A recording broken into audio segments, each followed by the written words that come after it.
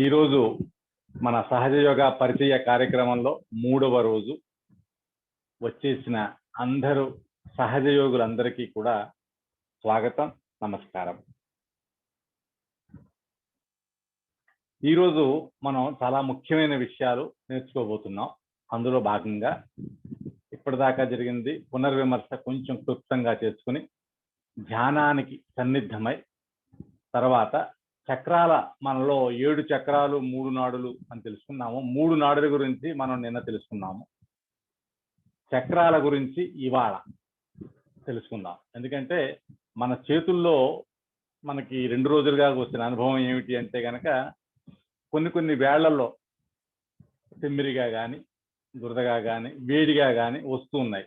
ఈ చేతుల్లో ఏ వేళ్లలో ఏ చక్రాలు ఉన్నాయి, వాటి లక్షణాలు ఏమిటి, ఈ చక్రాల యొక్క ఆధీనంలో ఉన్న అవయవాలు ఏమేమిటి, వాటి ప్రక్రియలు ఏమేమిటి, ఈ చక్రాలు మనకి సమతుల్యతలో లేకపోతే వచ్చే బాధలు కానీ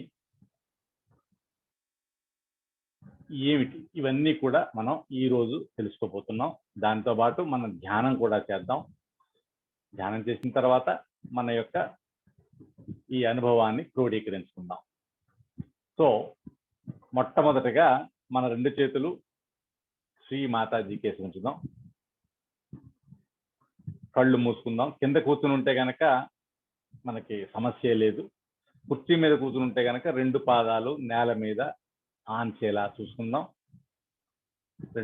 2 కాళ్ళు క్రాస్ గా లేకుండా, అంటే ఒకదాని మీద ఒకటి లేకుండా విడివిడిగా ఉండేలా చూసుకుందాం. మనం నేర్చుకున్నది ఏమిటి అంటే కనుక నిన్నటి దాకా కుండలిని మన తల్లి మనలోనే ఉంది. ఆవిడికి మన గురించి అన్ని విషయాలు తెలుసు. అన్ని చక్రాల యొక్క స్థితి, నాడుల యొక్క స్థితి అన్ని ఆవిడికి తెలుసు. మనం ఎంత నమ్రతగా హృదయంతో చంటి పిల్లవాడిలా, అంటే పిల్లవాని మనస్తత్వంతో అమాయకంగా అడుగుతామో, శుద్ధమైన కోరికతో నిజాయితీగా అడుగుతామో, తత్క్షణం ఆవిడ పైకి రావడం, మనకి ఆ స్థితి ఇవ్వడం అనేది అనుభవంలోకి వచ్చింది. ఇదే సూత్రాన్ని ఉపయోగించి ఇప్పుడు మనం 2 నిమిషాలు ధ్యానానికి సంసిద్ధమవుతూ శ్రీ మాతాజీని ప్రార్థిద్దాం. 2 చేతులు శ్రీ మాతాజీ కేసి, హృదయంలో ప్రసన్నత. శ్రీ మాతాజీ, ఈరోజు మీ పిల్లలము ఒకే ఒక్క కోరికతో వచ్చి ఉన్నాం. అది ఈ యోగంలో పూర్తి ప్రావీణ్యత గురించి. మాకు దయచేసి నిర్మల విద్యను ఇవ్వండి. నిర్మల విద్య మాత్రమే మాకు కావాలి.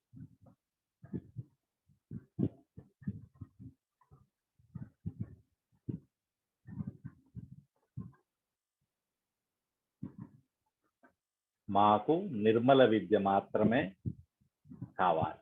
దయచేసి ఈ నిర్మల విద్యలో మమ్మల్ని ప్రావీణ్యులు గావించండి.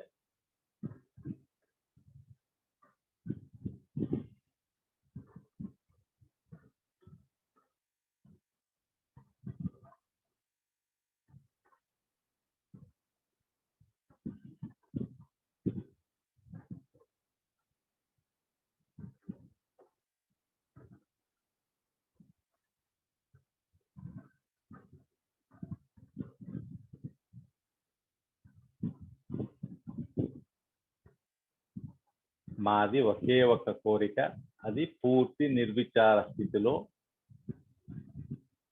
స్థిరం అవ్వడం.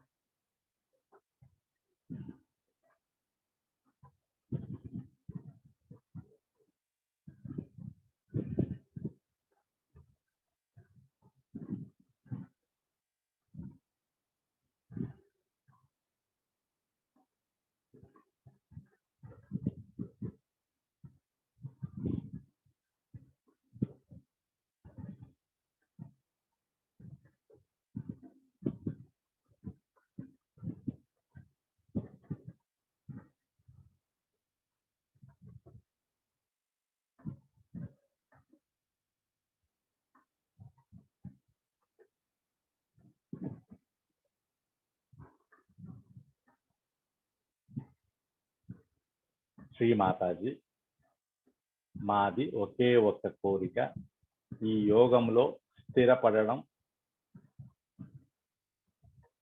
ఈ సర్వవ్యాపితమైన శక్తితో ఏకాకారిత పొందడం.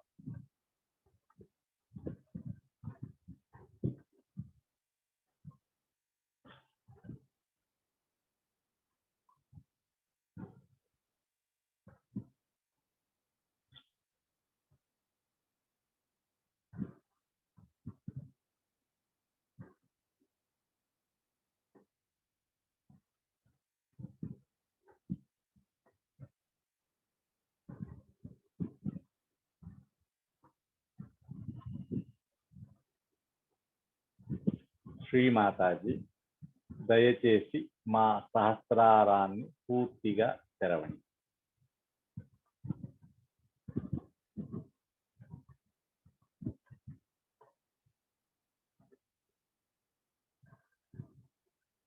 మాకు పూర్తి నిర్విచారతను ఇవ్వండి.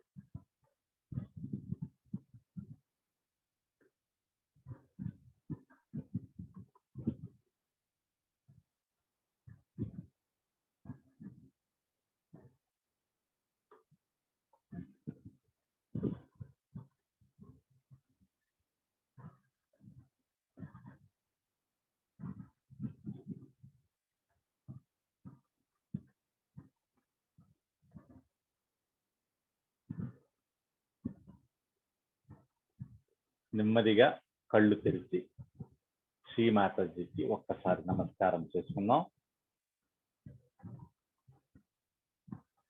ఇప్పుడు మన పరిస్థితి పూర్తి చిత్తం సహస్రారంలో ఉంది. విచారములు లేని స్థితి వచ్చింది.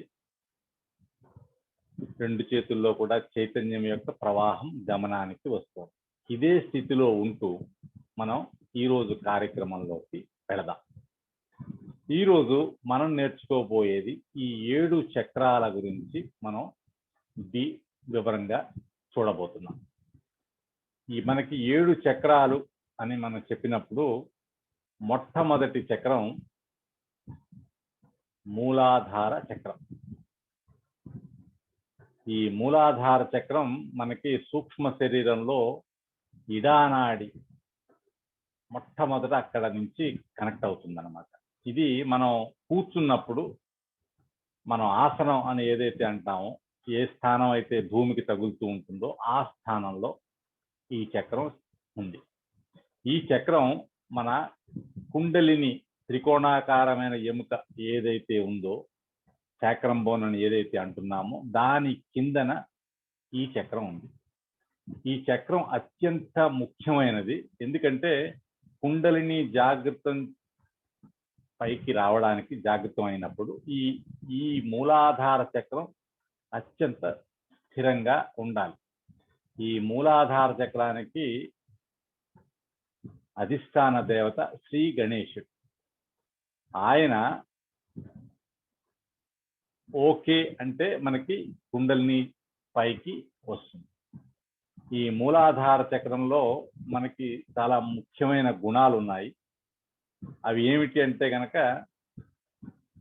అమాయకత్వం, ఇన్నోసెన్స్ అంటాము, పవిత్రత, మంగళత్వము, శీలము, వివేకము, విజ్డమ్ అని అంటాము, నమ్రత, ధైర్యము. ఇవన్నీ కూడా శ్రీ గణేశుని యొక్క లక్షణాలు.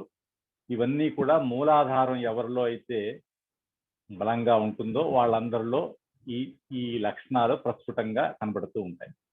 ఈ మూలాధార చక్రంలో కొంచెం ఇంబ్యాలెన్సెస్ వచ్చినప్పుడు మనకి ఈ వచ్చే సమస్యలు ఏమిటి అంటే కనుక ఫస్ట్ ఆ జ్ఞాపక శక్తి కోల్పోవడం, తర్వాత కండరాల బలహీనత, మస్క్యులర్ డిస్ట్రోఫీ అంటాము, తర్వాత ఈ మూలాధార చక్రంలో ఉండే కంట్రోల్ చేసే పునరుత్పత్తి అవయవాలు, విసర్జన అవయవాల యొక్క బాధలు, ప్రోస్టేట్ గ్లాండ్ లేదా మలబద్ధకం అంటే మన స్వాదిష్టానంతో కలిసినప్పుడు వచ్చే సమస్యలు ఏమిటంటే కనుక ఇవన్నీ.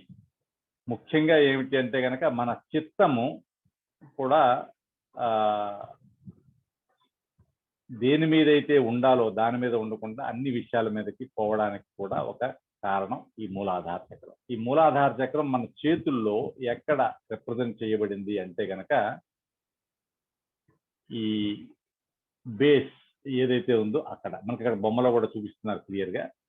అది కుడివైపు కుడి మూలాధార చక్రం, ఎడమవైపు ఎడమ మూలాధార చక్రం, మధ్యలో ఉన్నది మధ్య మూలాధార చక్రం. వీటికి మనకి ఎడమవైపు మూలాధార చక్రం నిర్మల గణేశుడు అంటాము, కుడివైపు మూలాధార చక్రానికి శ్రీ కార్తికేయుడు. వీళ్ళు అధిష్టాన దేవతలు. ఈ మూలాధార చక్రం ఎంత ఇంపార్టెంట్ అంటే కనుక ఒక బిల్డింగ్, ఒక ఇల్లు కట్టినప్పుడు పునాది ఎంత ముఖ్యమో మన ఆధ్యాత్మిక ప్రగతికి కుండలిని పైకి వచ్చి ఎప్పుడు శాస్త్రాలలో ఉండడానికి మూలాధార చక్రం అత్యంత బలంగా ఉండాలి. మూలాధార చక్రం బలంగా లేనప్పుడు ఈ బిల్డింగ్ ఎప్పుడు పడిపోతుందో తెలియని స్థితి. అంటే మనకి యోగంలో కానీ ఆధ్యాత్మికంగా కానీ చాలా ముందరకు వెళ్ళినా కూడా మూలాధార చక్రంలో స్థిరంగా లేకపోతే కనుక ఎప్పుడైనా కుండలిని మళ్ళీ కిందకి వచ్చేసే అవకాశం ఉంది.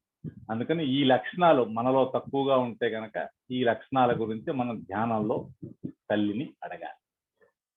మనం అందాక అనుకున్నట్టుగా మన కుండలినికి మన తల్లి కాబట్టి ఆవిడకి అన్ని విషయాలు తెలుసు. సో మనం అడిగినప్పుడు ఈ చక్రాల్లో ఉన్న లక్షణాలని మనకి ఆవిడ ప్రసాదిస్తారు. రెండవది, దానిపైన కుండలిని ఉంది, ఆవిడ గౌరీదేవి. ఆవిడ 3.5 చుక్కలుగా మనలో ఉంది. శ్రీమాతి కృప వల్ల ఆవిడ ఈ పైన ఉన్న 6 చక్రాలను దాటుకుని సహస్రారం నుంచి పైకి వస్తుంది. ఇంకా రెండవ చక్రానికి వస్తే కనుక అది స్వాధిష్టాన చక్రం. ఇది కూడా అత్యంత ముఖ్యమైన చక్రం. దీనికి కూడా ఎడమ స్వాధిష్టాన చక్రం, కుడి స్వాధిష్టాన చక్రం, మధ్య స్వాధిష్టాన చక్రం అని ఉన్నాయి. స్వాధిష్టాన చక్రం మనకి 2 చేతుల్లో బొటకన వేలు అని ఏదైతే అంటామో దాన్ని కుడి మరియు ఎడమ ఈ 2 సూచిస్తుంది. స్వాధిష్టాన చక్రం ఎడమ వైపు ఏమిటి అంటే కనుక నిర్మల విద్య. నిర్మల విద్య అంటే భగవంతుని గురించి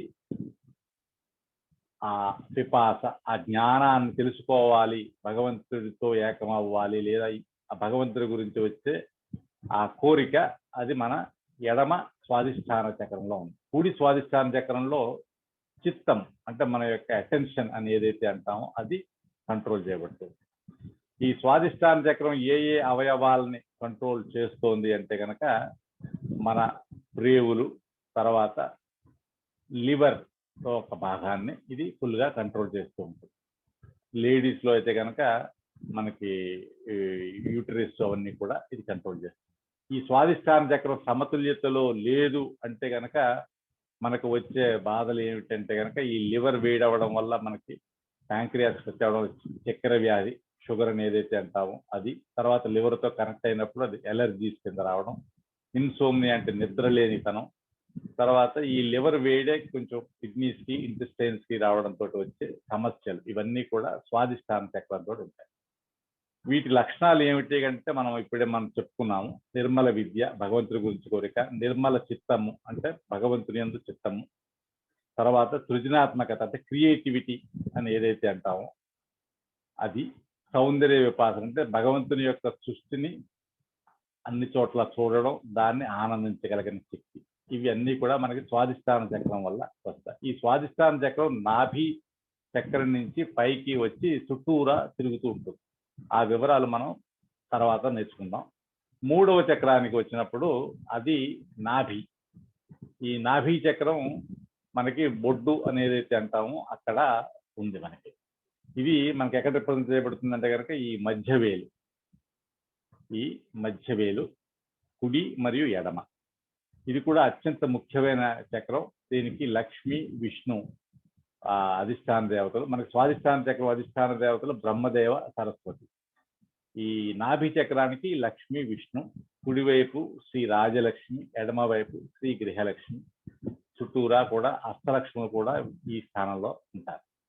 సో దీనికి ముఖ్యమైన అవయవాలు ఏవైతే కంట్రోల్ చేస్తుందంటే కనుక మనకి జీర్ణాశయం అని ఏదైతే అంటామో అది, లివర్లో కొంచెం పార్ట్ స్ప్లీన్, ఇది కంట్రోల్. జీర్ణాశయమైన సంబంధమైన అజీర్ణం కానీ, అరుగుదలకు సంబంధించిన సమస్యలు కానీ, గ్యాస్ట్రిక్ ప్రాబ్లమ్స్ కానీ, ఇవన్నీ కూడా దీనివల్ల వస్తాయి. ఈ లక్షణాలు మనకి ఈ చక్రం అసమతుల్యతలో ఉంటే వచ్చే మానసికమైన ఇబ్బందులు ఏమిటంటే కనుక అసంతృప్తి, ఎప్పుడూ అసంతృప్తిగా ఉండడం, పిసినారితనం, మైజర్లీనెస్ అని ఏదైతే అంటామో అది, కుటుంబ సమస్యలు అంటే గృహలక్ష్మి తత్వం సరిగ్గా లేకపోవడంతో భార్య భర్తల మధ్య సంబంధం సరిగ్గా ఉండకపోవడం, ఇలాంటివన్నీ కూడా ఈ నాభి చక్రం వల్ల వస్తాయి. ఇదే కుడివైపుకి వచ్చినప్పుడు మనకి రాజలక్ష్మి తత్వం అంటాం అనమాట. దాన్ని ఈ నాభి చక్రం బాగుంది అంటే కనుక వచ్చే మనకి లక్షణాలు ఏమిటంటే కనుక సంతృప్తి, సాటిస్ఫాక్షన్ అని ఏదైతే అంటామో అది, పీస్ ప్రశాంతత, ధారాళ స్వభావం అంటే దానం చేయగలిగిన గుణం, ధర్మ నిబద్ధత అంటే ధర్మంగా పోవడం, కుటుంబ ఆర్థిక సమస్యలను అన్నిటిని కూడా పరమాత్మకి సమర్పించే ఒక శక్తి ఉండడం, ఇవన్నీ కూడా మనకి నాభి చక్రం వల్ల వచ్చే మంచి లక్షణాలు. ఈ నాభి చక్రం చుట్టూరా మనం అనుకున్నట్టుగా ఈ నాభి చక్రం నుంచి స్వాధిష్టాన చక్రం వచ్చి దాని చుట్టూరా తిరుగుతూ ఉంటుంది. ఈ చుట్టూరా తిరుగుతూ ఉన్నప్పుడు మనకు వచ్చే అక్కడ ప్రదేశం ఏమిటి అంటే కనుక భవసాగరం అంటాం దాన్ని. ఈ భవసాగరం ఎక్కడ రిప్రజెంట్ చేయబడుతుంది చేతిలో అంటే కనుక మనకి చేతి చుట్టూరా ఉన్న రిమ్, అరచేయి చుట్టూరా ఉన్న భాగం కుడివైపు, తర్వాత ఇది ఎడమ వైపు. ఈ భవసాగరం ఏమిటి అంటే కనుక అది గురుతత్వం. గురుతత్వం అంటే మన గురువు యొక్క స్థానం అన్నమాట. ఈ ఆది గురువు దత్తాత్రేయుల వారు ఇప్పటిదాకా 10 ఇన్కార్నేషన్స్ తీసుకుని ఉన్నారు. Raja Janaka, Shri Raja Janaka, Shri Abraham, Shri Moses, Shri Zarathustra, Shri Laotse, Shri Confucius, Shri Mohammed sir, Shri Guru Nanak, Shri Shirdi Sainath. వీళ్ళందరూ కూడా శ్రీ ఆది గురువు యొక్క 10 అవతారాలు, మన 10 ధర్మాలుగా ఈ గురుస్థానంలో ఉంటారు. ఎప్పుడైతే మనం దొంగ గురువుల దగ్గరికి కానీ, కుగురువులు లేదా అగురువులు అంటే ఎర్ర బట్టలు వేసుకుని రెడీ అయిపోయిన వాళ్ళు అగురువులు. కుగురువులు అంటే మన కుండలిని కూడా వాళ్ళు ఎఫెక్ట్ చేసేస్తూ ఉంటారు. సో వీళ్ళ దగ్గరికి వెళ్ళినప్పుడు మనకు గురుస్థానం పట్టేస్తుంది. దీనివల్ల మనకి చాలా బాధలు, తర్వాత మనకి ఈ సహజ యోగంలో స్థిరపడడానికి కూడా అడ్డంకుగా నిలుస్తారు. కానీ మనకి సహజ యోగంలో ఒకసారి కుండలిని జాగృతం అయిన తర్వాత ఈ భవసాగరాన్ని ఎలా క్లియర్ చేసుకోవాలి అనేది శ్రీమాతాజీ అత్యంత సులువైన పద్ధతులు చెప్పారు. అది మనం తర్వాత తరగతుల్లో నేర్చుకుందాం. దానిపైన ఉన్నది స్థానం హృదయం. ఈ హృదయ స్థానంలో కూడా శ్రీ జగదంబ ఆవిడ అధిష్టాన దేవత. కుడి హృదయంలో శ్రీ సీతారామ, ఎడమ హృదయంలో శ్రీ శివ పార్వతి అధిష్టాన దేవతలుగా ఉన్నారు. ఇది మనకి రిప్రజెంట్ చేయబడుతుందంటే కనుక చిటికిన వేలు అని ఏదైతే అంటామో ఈ 2 చేతుల్లో చిటికిన వేలు చూపించబడుతుంది. తర్వాత ఈ ముఖ్యమైన లక్షణాలు ఏమిటి అంటే కనుక దీన్ని ఎంత కంట్రోల్ చేస్తుంది అంటే మనకి ముఖ్యమైన లక్షణాలు ఏమిటంటే ధైర్యము, ప్రేమ, కరుణ, బంధ రాహిత్యము, బాధ్యత, మర్యాద, ఇవన్నీ కూడా ఈ కుడి ఎడమ మధ్య హృదయ చక్రం ద్వారా మనకి వచ్చే గుణాలు. ఇది దేన్ని కంట్రోల్ చేస్తుంది అంటే కనుక మన ఊపిరితిత్తులు పూర్తిగాను, గుండె, వీటిని పూర్తిగా కంట్రోల్ చేస్తూ ఉంటుంది. సో ఇదే కాకుండా మనకి రోగ నిరోధక శక్తి అని ఏదైతే అంటామో, అది ఇమ్యూనిటీ పవర్ అని ఏదైతే అంటామో, అది కూడా ఇదే చక్రం వల్ల మనకి వస్తుంది. ఈ చక్రం అసమతుల్యతలో ఉంటే మనకు వచ్చే బాధలు ఏమిటంటే కనుక హృదయకు సంబంధించిన బాధలు, ఊపిరితిత్తులకు సంబంధించిన బాధలు, ఆస్తమా, భయపడడం, ఆత్మస్థైర్యం లేకపోవడం, ఇవన్నీ కూడా మనకి హృదయ చక్రం సరిగా లేకపోతే వచ్చే సమస్య. దీని తర్వాత చక్రం ఏమిటి అంటే కనుక విశుద్ధి. ఇది కూడా అత్యంత ముఖ్యమైన చక్రం. మన 2 చేతులు కూడా దీనివల్ల కంట్రోల్ చేయబడి ఉన్నాయి. ఇది ఏ వేలు అంటే కనుక మనకి ఇండెక్స్ ఫింగర్ అని ఏదైతే అంటామో, అది కుడివైపు మరియు ఎడమ వైపు 2 చూపిస్తుంది. ఈ చక్రానికి అధిష్టాన దేవత శ్రీ రాధాకృష్ణ, కుడివైపు శ్రీ విఠల రుక్మిణి, ఎడమ వైపు విష్ణుమాయ. దీని యొక్క ముఖ్యమైన లక్షణాలు ఏమిటి అంటే కనుక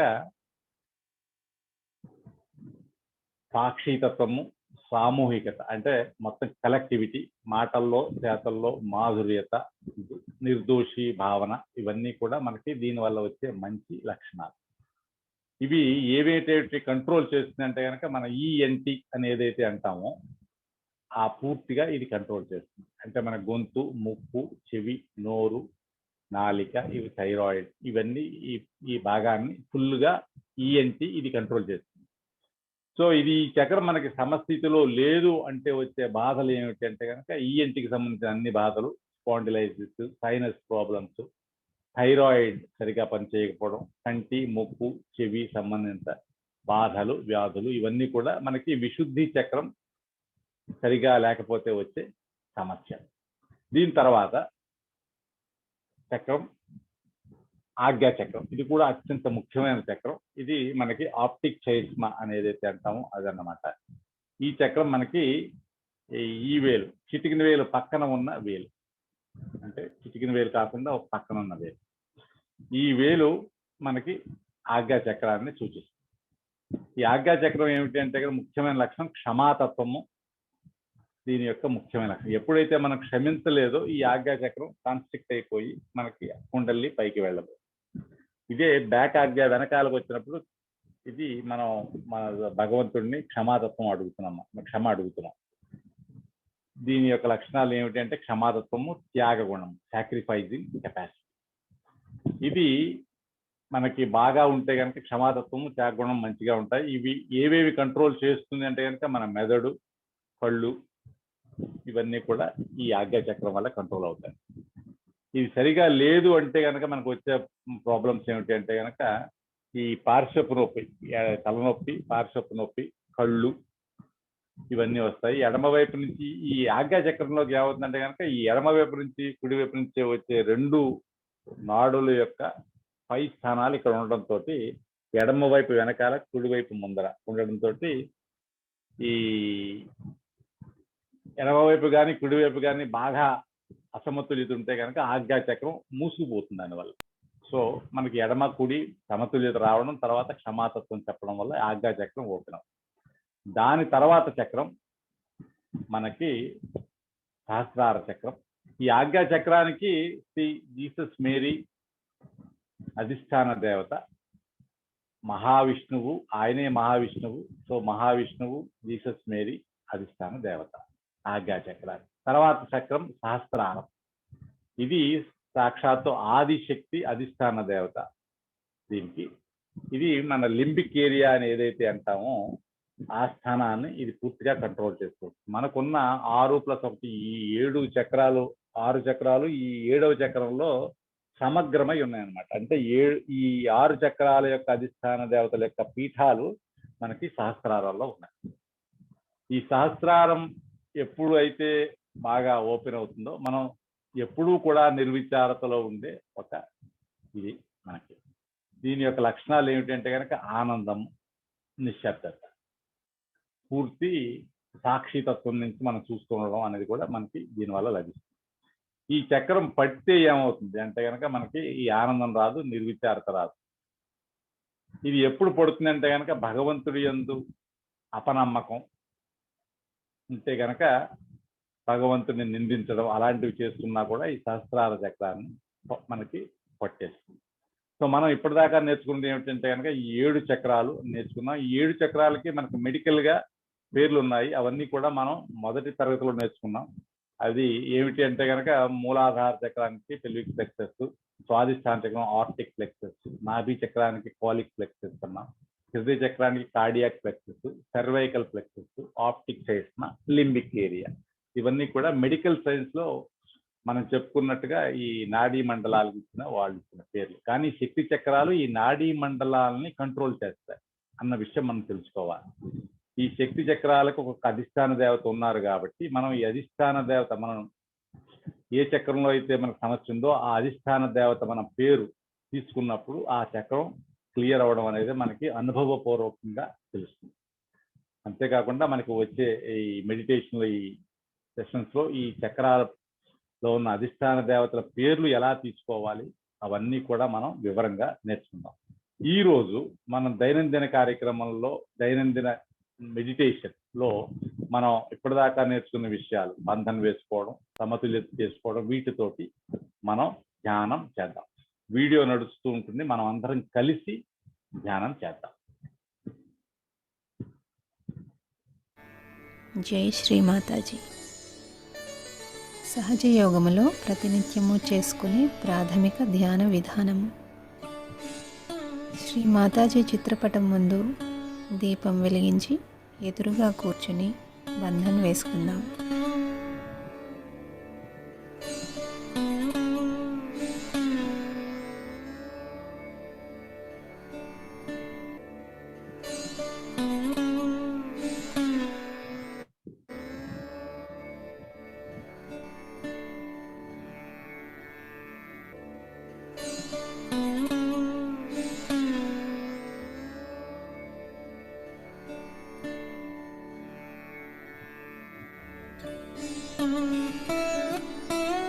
మొదటిగా 2 చేతులు భూమి మీద ఉంచి, శ్రీ మాతాజీ, నాలో ఉన్న సమస్త బాధలు, దోషాలు భూతత్వం ద్వారా తొలగించి నా మూలాధార చక్రంలో శ్రీ గణేషుని జాగృతం చేయండి.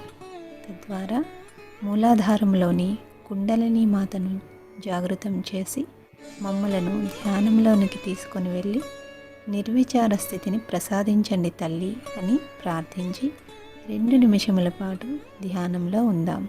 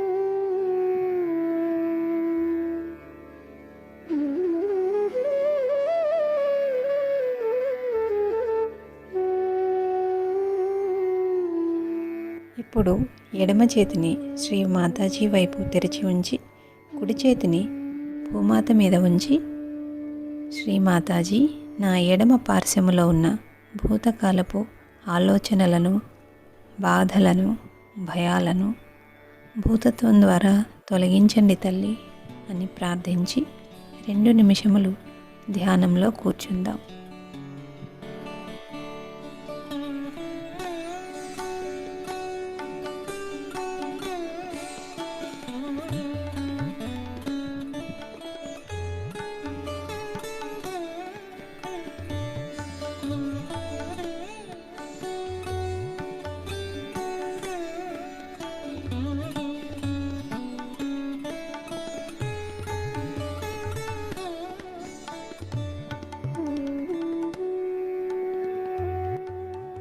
సదా భూతకాలపు ఆలోచనలలో కొట్టుమిట్టాడుతున్న మా చిత్తాన్ని వర్తమానంలోనికి తెచ్చి స్థిరపరచండి అని ప్రార్థిద్దాం.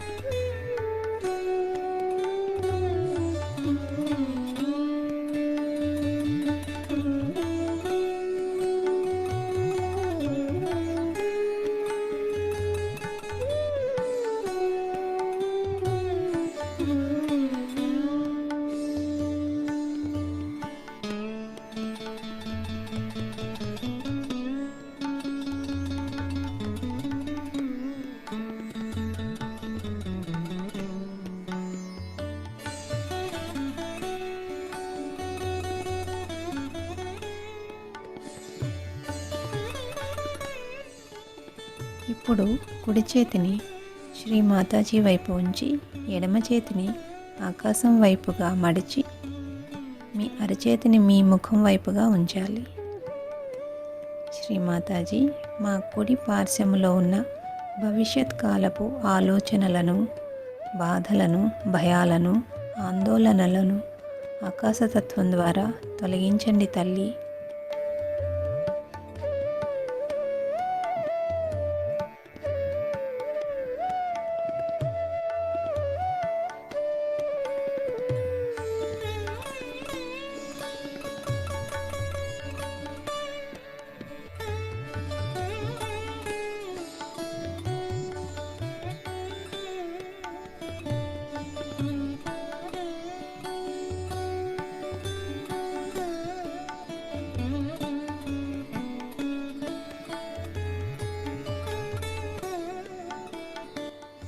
మా చిత్తాన్ని భవిష్యత్ కాలపు ఆలోచనల నుంచి తొలగించి ప్రస్తుతంలో స్థిరపరచండి తల్లి అని ప్రార్థించి 2 నిమిషములు ధ్యానంలో ఉందాం.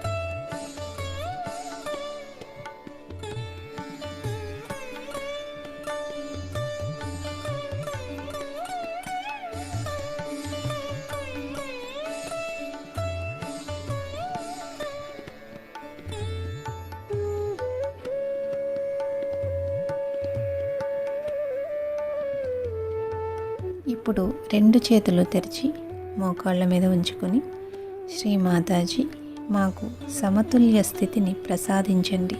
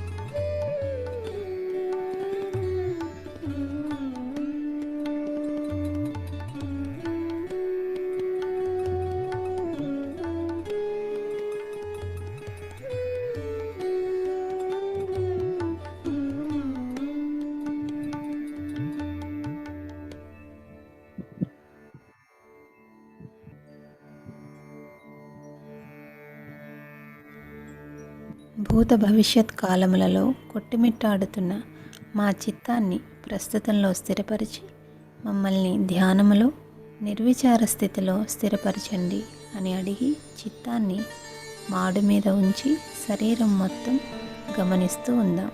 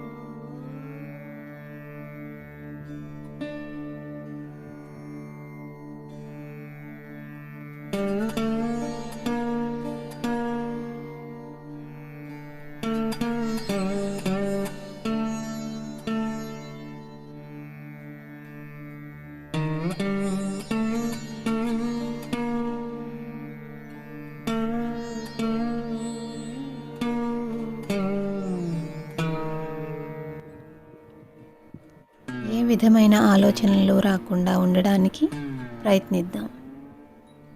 ఒకవేళ ఆలోచనలు వస్తూ ఉంటే కుడి అరచేతిని నుదుటి ప్రదేశంలో ఉంచి నేను అందరినీ క్షమిస్తున్నాను, నన్ను నేను క్షమించుకుంటున్నాను అని ప్రార్థించి మళ్ళీ 2 చేతులు మోకాళ్ళ మీద ఉంచుకొని 10 నిమిషములు ధ్యానంలో ఉందాం.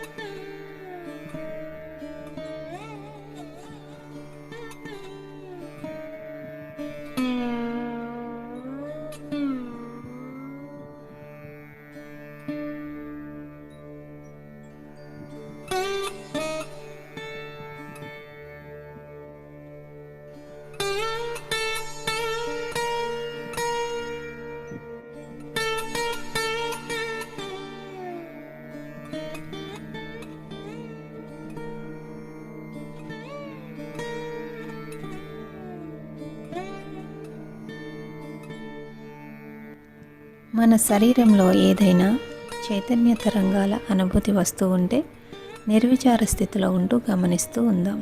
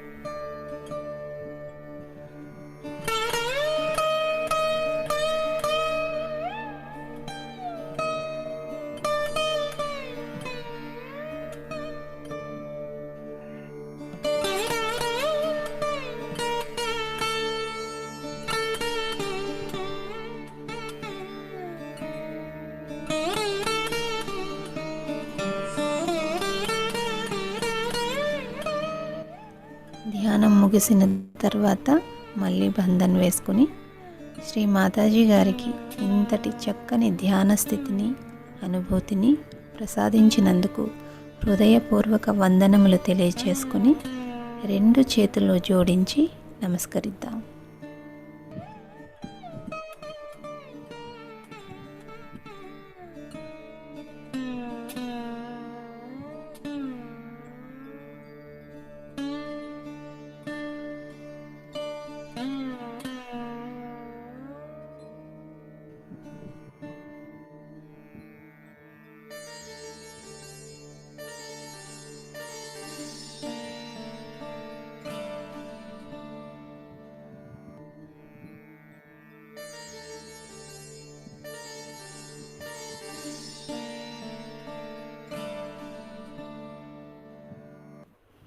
ధ్యానం తర్వాత ఏదైనా సందేహాలు ఉంటే గ్రూప్ అడ్మిన్లను తరచూ సంప్రదించండి. జై శ్రీ. ఒక ఆనందకరమైన అనుభూతి.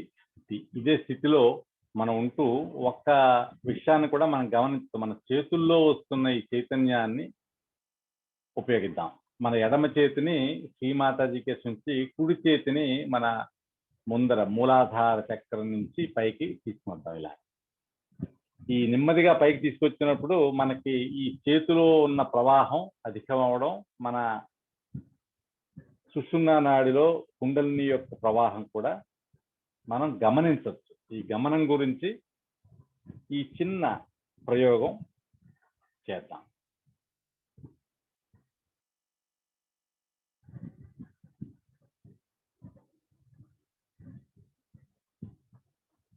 కొద్దిసార్లు చేసిన తర్వాత ఈ తల పైన మాడు పైన మన యొక్క ఈ చైతన్యం యొక్క ధారని గమనించవచ్చు. కుడి చేత్తో తర్వాత ఎడమ చేత్తో కూడా మనం గమనించవచ్చు. ఇది మనం రోజు చేయవలసిన పని లేదు, కానీ మనకి చైతన్యం వస్తున్నప్పుడు ఈ చైతన్యాన్ని ఉపయోగించి మనం చాలా చాలా పనులు చేయొచ్చు. వీటి వివరాలు మనం వచ్చే తరగతుల్లో నేర్చుకుందాం. ఈ చైతన్యం బ్రహ్మశక్తి మన చేతుల్లో ప్రవహిస్తోంది. ఈ చేతులు మనకి ఎక్కడైనా నొప్పిగా ఉంటే అక్కడ కూడా పెట్టుకున్నప్పుడు, కాలు నొప్పిగా ఉంటే కాలు మీద, మెడ నొప్పిగా ఉంటే మెడ మీద, ఎక్కడ పెట్టినా కూడా ఈ చైతన్యం కార్యాన్వితమై ఆ చక్రం రిలీజ్ అవడం వల్ల అక్కడ బాధ పోవడం అనేది మనకి గమనంలోకి వస్తుంది. సో ఈరోజు మన యొక్క ధ్యానం యొక్క అనుభూతిని మనం ఇప్పుడు పోల్ పెడతారు ఎడ్విన్ గారు. ఆ పోల్లో మనం చెప్పినప్పుడు దాన్ని మనం విశ్లేషించుకొని దాని తర్వాత నెక్స్ట్ తరగతిలో ఏమవబోతుంది అనేది కూడా తెలుసుకుందాం. ఇప్పుడు పోల్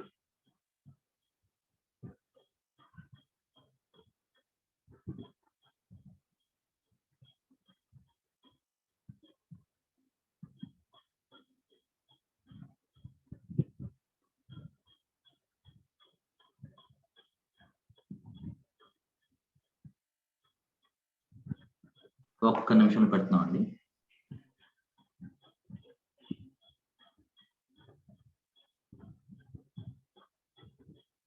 మన యొక్క మెంటల్ స్టేట్ ఏమిటి? ఇంగ్లీష్ లో ఉందండి, నో ప్రాబ్లం.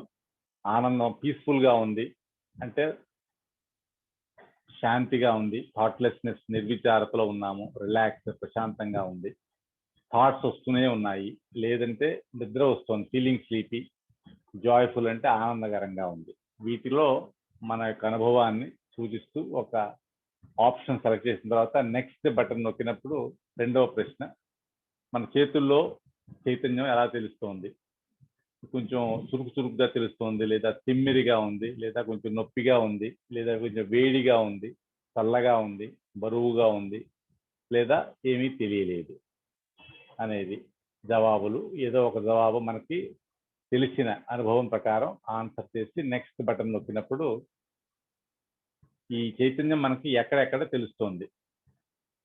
ఎడమ చేతిలో, కుడి చేతిలో, రెండు చేతుల్లో, తలపైన, కాళ్ళలో, వెన్నెముకలో ఎక్కడా తెలియలేదు అనేది కూడా ఈ జవాబులు మనకి అనుభవం ఎలా వచ్చింది అనేది వీటిలో సూచిస్తూ, తర్వాత 3 ఆన్సర్లు చేసిన తర్వాత సబ్మిట్ బటన్ నొక్కినప్పుడు మనకి ఈ రిజల్ట్స్ అన్ని అడ్మిన్ గారికి వెళ్తాయి. ఆయన అన్నిటినీ క్రోడీకరించి మనకి ఇస్తారు.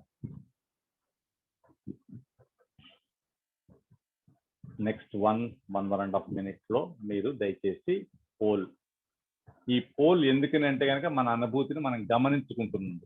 అంతేకాకుండా మనకి ఒక అవగాహన వస్తుంది. మనకి ఇంతమంది 80 మంది 90 మంది ఉన్నారు, అందరం కలిసి సామూహికంగా ఈ ధ్యానం చేస్తున్నప్పుడు మనకి వచ్చిన అనుభవం వాళ్ళకి వచ్చిన అనుభవం అంటే ఇది సహజయోగ పూర్తిగా అనుభవం మీద మాత్రమే ఆధారపడి ఉంది.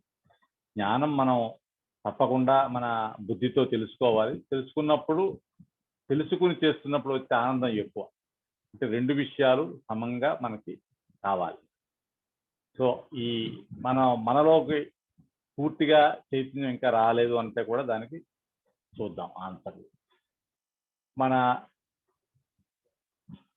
స్థితి ఎలా ఉంది? ఆనందంగా ఉందన్న 34, ప్రశాంతంగా ఉందన్నారు, థాట్లెస్నెస్ 6, ప్రశాంతంగా రిలాక్స్డ్గా ఉంది అన్నవాళ్ళు 26%, విచారాలు చాలా వస్తున్నాయి అన్నవాళ్ళు 20%, నిద్రపోవాలని అనిపిస్తుంది అన్నవాళ్ళు 8%, ఆనందంగా ఉంది అన్నవాళ్ళు 6%. మనకి ఇందులో ప్రశాంతంగా ఉంది, నిర్విచారతలో ఉన్నాము, రిలాక్స్డ్గా ఉన్నాము, జాయ్ఫుల్గా ఉన్నాము అన్న ఆల్మోస్ట్ 86% మంది ఉన్నారు. వీళ్ళందరూ కూడా జనరల్గా మనకి పాజిటివ్గా ఉన్నారు.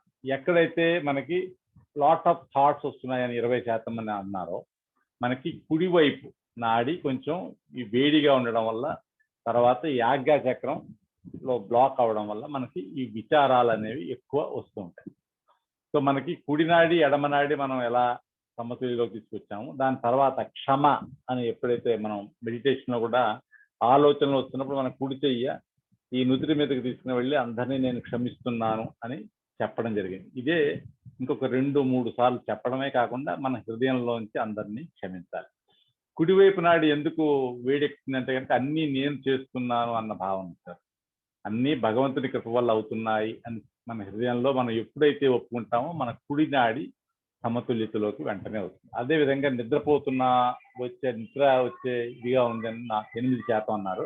అది మనకి ఎడమ వైపు నాడి కొంచెం బరువుగా ఉన్నప్పుడు నిద్రపోయే ఈ లక్షణం అనేది వస్తుంది. అది మనం ఏం చేయాలంటే కనుక కుడి చెయ్యి నేల మీద పెట్టి శ్రీ మాతాజీ దయచేసి నా ఎడమ నాడిని భూమి తత్వంలోకి తీసేయండి అన్ని బాధల్ని అని అడిగినప్పుడు అది క్లియర్ అవుతుంది. తర్వాత మనకి చేతుల్లో ఎలా తెలుస్తుంది, టింగ్లింగ్ అంటే చురుకుగా ఉన్నది 16%, నంబనెస్ తిమ్మిరిగా ఒక 10%, పెయిన్ 6%, వేడిగా ఒక 18%, కూల్నెస్ ఒక 22%, హెవీనెస్ బరువుగా ఉందన్న 6%, ఏమి తెలియలేదన్న వాళ్ళు ఒక 22% ఉన్నారు. మనకి టింగ్లింగ్, నంబనెస్, పెయిన్ ఈ 3 కూడా మనకి ఎడమ చేతిలో వస్తుంటే కనుక ఎడమ నాడిని క్లియర్ చేసుకోవడం, కుడి చేతిలో వస్తుంటే కుడి నాడిని క్లియర్ చేసుకోవడం అనేది మనం చేయాలి. తర్వాత వేడిగా ఉంది, ఇది కూడా అదే లక్షణం. ఎడమ వైపు ఉంటే భూమిలోకి తీసుకెళ్ళాలి, కుడి వైపు ఉంటే కనుక ఆకాశంలోకి తీసుకెళ్ళాలి. కూల్ బాగానే ఉంది. ఇది హెవీనెస్ 6%. ఈ హెవీనెస్ అన్నది కూడా మనకి ధ్యానంలో 2 చేతులు నేల మీద పెట్టి మనం తర్వాత కుడినాడి ఎడమనాడి ఎప్పుడైతే క్లియర్ చేస్తామో ఈ హెవీనెస్ కూడా పోతుంది. ఈ మనకి ఏమీ తెలియలేదు అన్న వాళ్ళు ఒక 22% మన చేతుల్లో తెలియలేదు అన్నారు. మన చేతుల్లో తెలియలేదు అంటే కనుక మనం ముందర అనుకున్నట్టుగా మనకి విశుద్ధి చక్రంలో కొంచెం అసమతుల్యత ఉంటే కనుక మనకి చేతుల్లో తెలిసే ఈ శక్తి కొంచెం తక్కువగా ఉంటుంది. అందుకని మనం ధ్యానంలో ఉన్నప్పుడు మన కుడి చెయ్య మన చైతన్యం వచ్చినప్పుడు చేతుల్లో కుడి చెయ్య విశుద్ధి మీద పెట్టుకుని మనం శ్రీ మాతాజీ నా విశుద్ధి చక్రాన్ని పూర్తి సమస్థితిలోకి తీసుకురండి అని చెప్పి మనం ప్రార్థించినప్పుడు మన చేతుల్లో తెలిసే ఈ లక్షణం శక్తి పెరుగుతుంది. తర్వాత ఈ చైతన్యం 3వ ప్రశ్నకి సమాధానంగా ఎక్కడ మనం ఫీల్ అయ్యాము, ఎడమ చేతిలో 12%, కుడి చేతిలో 4%, 2 చేతుల్లో 38%, తలపైన 28%, కాళ్ళలో 12%, వెన్నెముకలో 12%, ఎక్కడా ఫీల్ అవ్వలేదు అన్న వాళ్ళు 22%. మనకి ఎడమ వైపు ఫీల్ అవుతున్నాం, కుడివైపు ఫీల్ అవ్వలేదు అంటే కనుక మన కుడి నాడిని శుద్ధి చేసుకునే మనం ఎలా చేసుకోవాలని చూసాము, అలా చేయాలి. కుడి చేతిలో వస్తుంది, ఎడమ చేతిలో రావట్లేదు అంటే కనుక ఎడమ నాడిని మనం శుద్ధి చేసుకోవడం భూమిలోకి చేయాలి. 2 చేతుల్లో వస్తుంది, తలపైన వస్తుంది, కాళ్ళలో వస్తుంది, స్పైన్లో వస్తుంది, ఇవన్నీ కూడా మంచి లక్షణాలే. ఎక్కడా ఫీల్ అవ్వలేదు అన్నాం కదండి, అది 22%. ఇది కూడా మనకి చైతన్యం తెలియలేదు, కానీ మనకి సహజ ఈ ధ్యానంలోకి వచ్చే ముందర అంటే 6 గంటలకి మనం లేదా ఎప్పుడైతే మనం ధ్యానంలోకి వచ్చామో అప్పటి స్థితికి ధ్యానం అయిన తర్వాత ప్రశాంతత వచ్చిందా లేదా అనేది చాలా ముఖ్యం. మనకి ఇదే ప్రశ్నని మనం చూస్తే కనుక ఇందులో peaceful, relax, lot of thoughts and feeling sleepy ఈ 2% అక్కడ మనకి తెలియలేదు అన్న లక్షణాల్లోకి వస్తాయి. సో మనం ఎప్పుడైతే ఈ నాడీని సమతుల్యతలోకి తీసుకుని వచ్చి ఎప్పుడైతే మనం నిర్విచారతలోకి వస్తున్నామో మనకి ఆటోమేటిక్గా ఈ యొక్క చైతన్యం తెలవడం ప్రారంభిస్తుంది. మనం ఈ 2-3 రోజులు ఈ పోల్ పెడుతున్నాము, తర్వాత ఈ పోల్ యొక్క అవసరం ఉండదు. ఎందుకంటే కనుక మనకు కొంచెం అనుభవం వస్తుంది. రెండవది ఏంటి అంటే కనుక మన ప్రశ్నలు ఏమైనా ఉంటే కనుక ఈ ప్రశ్నలన్నిటికీ కూడా సమాధానం చెప్పడానికి అనుభవజ్ఞులైన సహజయోగులు ఉన్నారు. వాళ్ళందరూ కూడా మనకి హెల్ప్ చేయడానికి, ఎటువంటి ప్రశ్న ఉన్నా కూడా దానికి సమాధానం చెప్పడానికి రెడీగా ఉన్నారు. సో మనకి రేపు నేర్చుకోబోయే విషయం ఏమిటంటే కనుక ఇంకొక ముఖ్యమైన విషయం, అది ఉప్పు నీటి చికిత్స అని అంటాము. దాని ద్వారా ఏమవుతుందంటే కనుక మనకి రోజు దైనందిన జీవితంలో మన చిత్తం బయటికి పోవడం వల్ల వచ్చే అనవసరమైన విషయాలను అన్నిటిని కూడా మన సూక్ష్మ శరీరానికి ఏదైతే అక్కర్లేదో వాటన్నిటిని కూడా తీసేయడానికి, మన సూక్ష్మ శరీరాన్ని సమతుల్యతలోకి తీసుకొచ్చేందుకు, బాగా అనువుగా అది చేసేందుకు ఉప్పు నీటి చికిత్స అనేది ఒక ముఖ్యమైనది ఉంది. అది రోజు కూడా మనం 10 నిమిషాలు చేస్తాము. దాని గురించి మనం ఈ వివరాలు రేపు మన క్లాసులో నేర్చుకుందాం. ఈరోజు నేర్చుకున్నది, ఇప్పటిదాకా నేర్చుకున్నది ఇవన్నీ ఉపయోగిస్తూ మనం ధ్యానం ఉదయం మరియు సాయంకాలం 2 పూట్ల దయచేసి 10 నిమిషాలు వెచ్చించి మనకి మనం చేద్దాం. ఎందుకంటే సామూహికంగా చేసినప్పుడు తప్పనిసరిగా మనకి చైతన్యం ఎక్కువ వస్తుంది, అది సహజం కూడా. ఎందుకంటే కనుక ఒక 80 మంది 90 మంది యోగులు కలిసి చేస్తున్నప్పుడు దాని యొక్క శక్తి వేరే ఉంటుంది. కానీ అది ఇంపార్టెంటే. మన ఇండివిజువల్ మెడిటేషన్, మనం ఎవరికి వారు వ్యక్తిగతంగా చేసే మెడిటేషన్ కూడా అంతే ఇంపార్టెంట్. మన ఇంట్లో మనం 10 నిమిషాలు ఉదయం 10 నిమిషాలు సాయంకాలం సమయం వెచ్చించి ఎప్పుడైతే చేస్తామో ఈ కుండలిని శక్తి మనలో ద్విగుణీకృతమైన శక్తితో పైకి రావడం, మనకి సమస్థితిని ఇవ్వడం అనేది జరుగుతుంది. సో ఇప్పుడు మనం ఏం చేద్దామంటే 2 చేతులు శ్రీ మాతాజీగా దించుదాం. ఇప్పుడు దాకా మనకి ఈ ధ్యాన స్థితిని ఇచ్చిన తల్లికి ఒకసారి మనస్ఫూర్తిగా ప్రణామం చెప్పుకుని తర్వాత ధ్యానంలో వెళ్దాం. 2 చేతులు జోడించి, శ్రీ మాతాజీ, ఈరోజు మీరు ఇచ్చిన ఈ ధ్యాన స్థితికి, జ్ఞానానికి మీకు మా హృదయపూర్వక కృతజ్ఞతలు, ధన్యవాదాలు, కోటి కోటి ప్రణామాలు. ఇప్పుడు మనం సహజ సంగీతం వస్తుంది, అది వింటూ మనం ధ్యానంలో ఉందాం. మళ్ళీ ఇదే సమయానికి రేపు ధ్యానంలో కలుసుకుందాం.